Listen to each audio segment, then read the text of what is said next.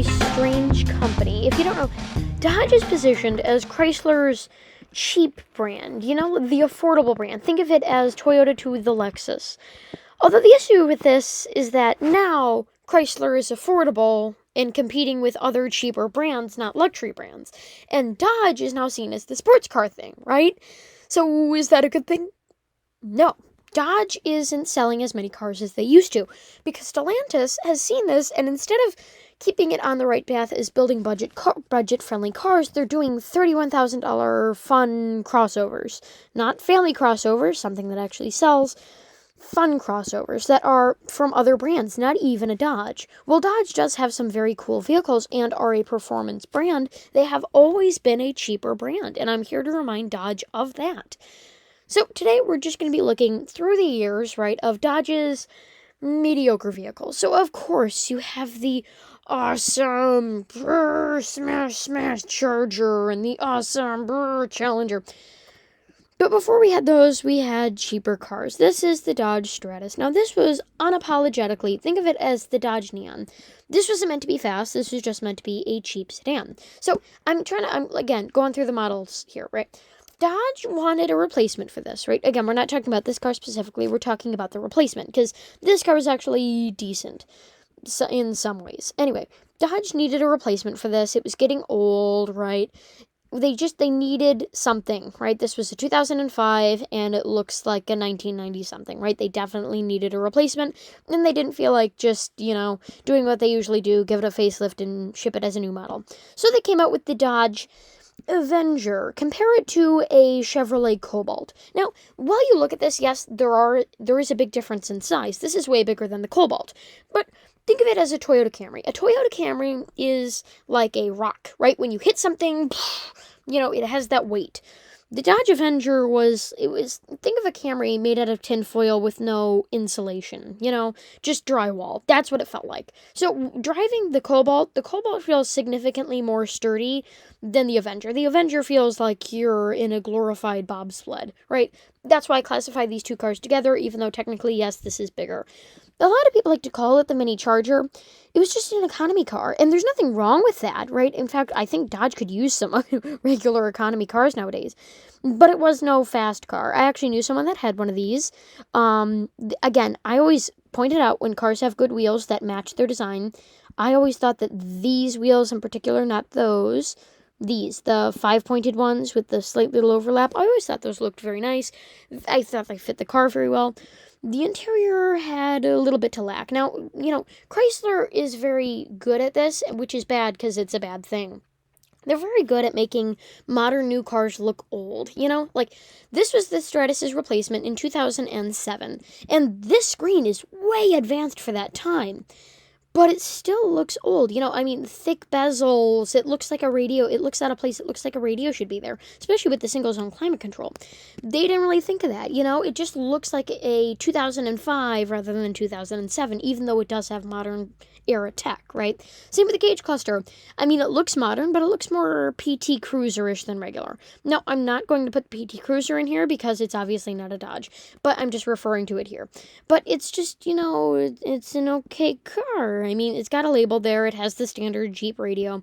A lot of people say this is a Jeep radio just because a lot of times Dodge cars didn't have the nuts to put it in regular cars. Look, this radio was the default Chrysler radio. You had it in every single damn car you bought from Chrysler. This little piece of shit. It was fine. You had the equalizers. It was a nice radio, right, for a radio at that time. But it just started to look old. So around this time, Dodge hadn't really found a consumer radio replacement. So they just shat out the Jeep one and just said, hey, put that in there. And again, it looks very out of place considering the slate color for this is black while everything else is silver. Didn't really think about that too much. Again, I think it looks very out of place. Was this car bad? No, it was unreliable, but that goes with most Dodge vehicles. Again, no hate on Dodge. They make excellent performance cars. But none of these were just really reliable. When I'm talking about all these cars, because I'm not going to get into reliability, just because I don't want to make the video absolutely too long, right? just think of it as less reliable than a Toyota, but slightly more reliable than their average vehicle, right? Especially for the Avenger. It was just an okay car. They have plenty of issues. Trust me, it's a Dodge. You don't need reassurance. They have plenty of issues.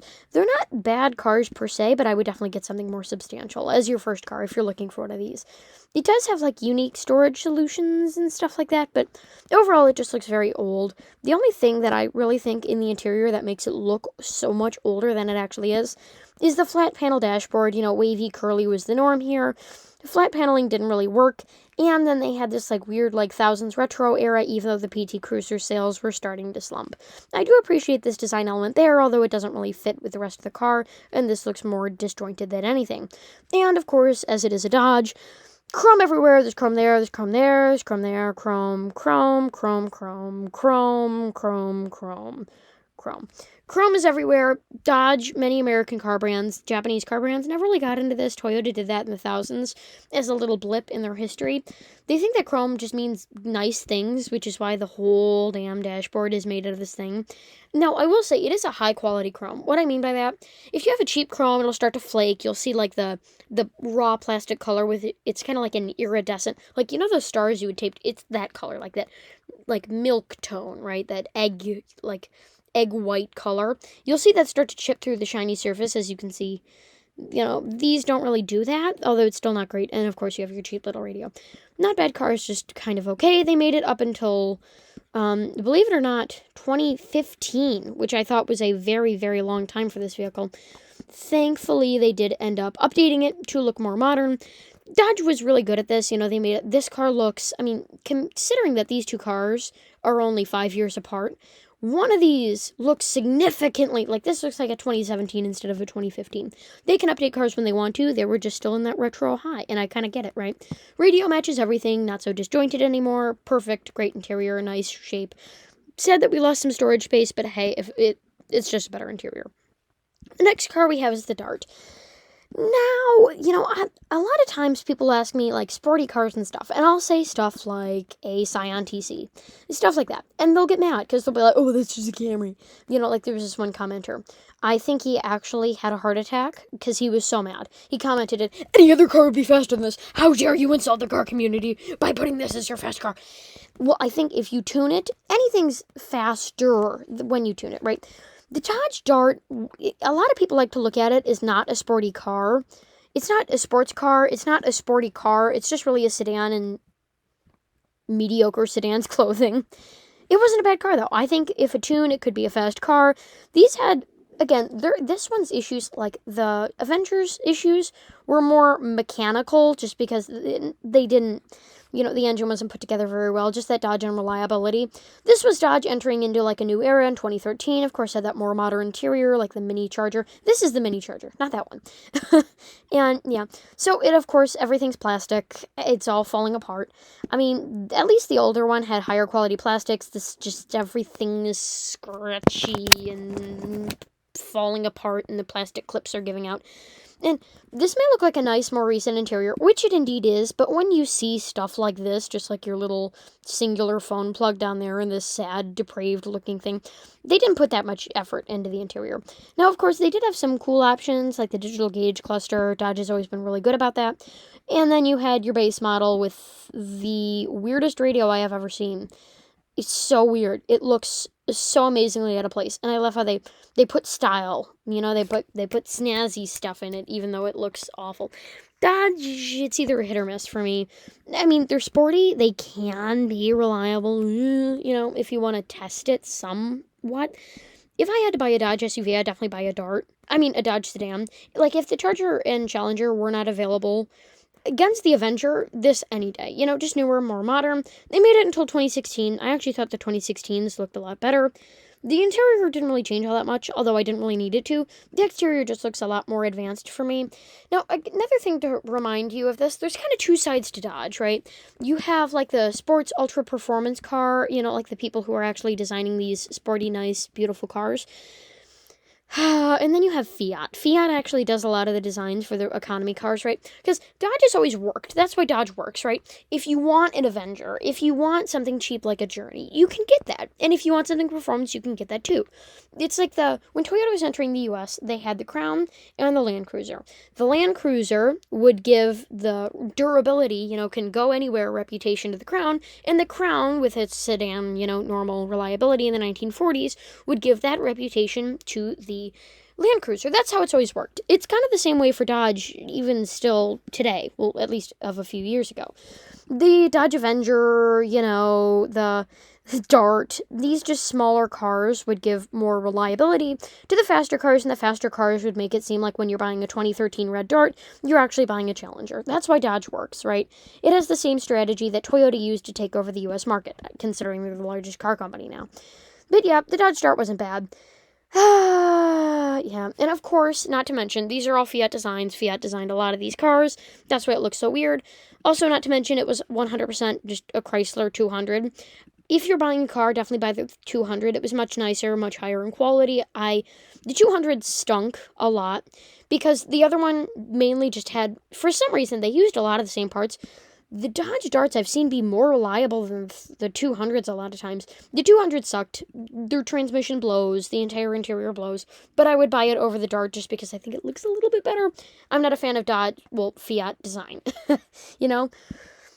This is it, right? This is what I'm talking about. This is just Dodge. This is this is Fiat here. Fiat has left their child-sized handprint on this here. This is what they do. They take a car from another division. We've seen this before with the Hornet, right? They take some car like the Jeep Liberty. They do this to it. They make it look like a Dodge. Now I will give them credit, right? Fiat, because remember they designed all this. Dodge only designs some of their cars, right? This is just a Jeep Liberty, and a lot of people think it's the Commander. It's actually the Liberty. Oh, this is perfect how it lines up. I actually think they did a reasonable job making it look more like a Dodge. This looks more like more like a Dodge and less like a Jeep, which I actually think is good. Yeah, pile for one loud reason. Yeah, they weren't reliable. They sucked. Most Jeeps just suck. I'm sorry. Most of them are unreliable. Most of the interiors are plasticky. Toyota interiors can be plasticky at some point, some point in time. Buy a Toyota, it's very plasticky. But the plastic stays around, right? The plastic is durable. You can kick it. It'll be fine, right? You can just wipe the shoe marks off of it. That's the durable plastic interior. Jeep could only dream of having that quality. The plastic peels off, shatters. It's like... Imagine the entire interior dashboard is made out of glass, except it doesn't look attractive. That's the entire thing. Cracks, chips, the cheap little plastic clips. I had to take my 2009 Toyota Prius dashboard apart for a head unit replacement. Again, that was just an issue with those, just because, remember, this is they pioneered that system in 2004. Those weren't incredibly common back then, so issues are common with those just because they're old. Taking a dashboard interior like this would be a nightmare, just because plastic clips gets old, cracks, the clips break off, and then you have to buy a whole new piece. My friend actually owned one of these just as a cool car, right?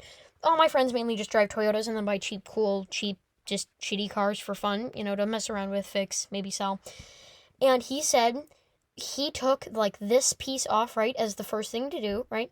All of the clips broke, and immediately he ordered a new one, put it back on, and sold the car immediately. He said, if this is what the entire dashboard is like, yeah, that's just what happens. Again, not built very well, not really thought out too well, just kind of okay. And the last car on this list, it's not really a list, it's more of just, me rambling about why I like Japanese cars and why Dodge economy cars are meh. The economy cars, they're not reliable. They're not great. I wouldn't buy one. But they're what makes Dodge Dodge.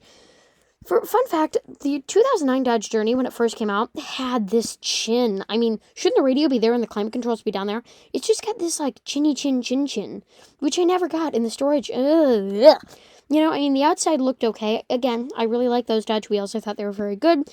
The down interior, this is one of the few Dodge vehicles where I think it reminds me of a GM vehicle. When you step into an older, Trailblazer or something, And Aztec, great example. And you smell the GMness, or you can smell that it's just not put together well. You get your auras off. This is that car. I mean, look at that. Everything's an afterthought. You can flip the dash panels easier. That's why it's this shape, not for style. It's got a chinny chin chin chin. Not thought out very well. That's just what an era I get. 2013s to 2020s weren't bad, actually. I mean, the interiors were Dodge. They're not bad. I actually thought they put a lot of effort into that silver ring. That just shows how much they actually didn't care about this car. Not bad. I mean, it doesn't really line up at all, but I mean, it's nice. It's shiny and it's there. The infotainment systems aren't great. They're not bad. If you want just like a cheap off-roader, it's not reliable at all, but it's fine, And yep, the last thing on this list is the Dodge Grand Caravan, which absolutely is like a lot of people. And again, the last car on this list is not this. It was the previous, the Avenger. A lot of people point to this car as well when they think of like a cheap Dodge economy car that's not actually a Dodge. No, Dodge was one of the first ones, along with Plymouth and Chrysler, to pioneer the minivan. This was 100% a true Dodge. A lot of people like to think of them as just the sporty brand, where it's kind of fun. They've developed some of the best drifting, sporty, fun cars in the world, and then they developed the minivan. I mean, irony or what? The Dodge Grand Caravans, they stopped selling them because A, they didn't want to refresh them, considering the last refresh was in 2006, and it was 2016, so 10 years. They needed to refresh it. And number two, the IHS's testing got more rigorous, and this car, let's just say the dummy's legs weren't intact all that well when they did the crash test for these. So while it may look appealing to just buy a cheap one of these, I'm going to do a minivan episode. It's not going to be insanely popular. I love minivans. Many people do, so I'm going to give them, I feel like I don't see enough minivan content, so I'm going to fulfill the car people's desires, right? What the people want. Like all 12 people that watch this channel and are into minivans. Yeah, no, they weren't bad. They weren't safe. They weren't reliable. They weren't good minivans, but they were cheap. That's all they were. So with that, thank you for watching. Don't forget to comment, like, and subscribe. And that was just a reminder of Dodge economy cars, right? Just the fun eras, the fun days.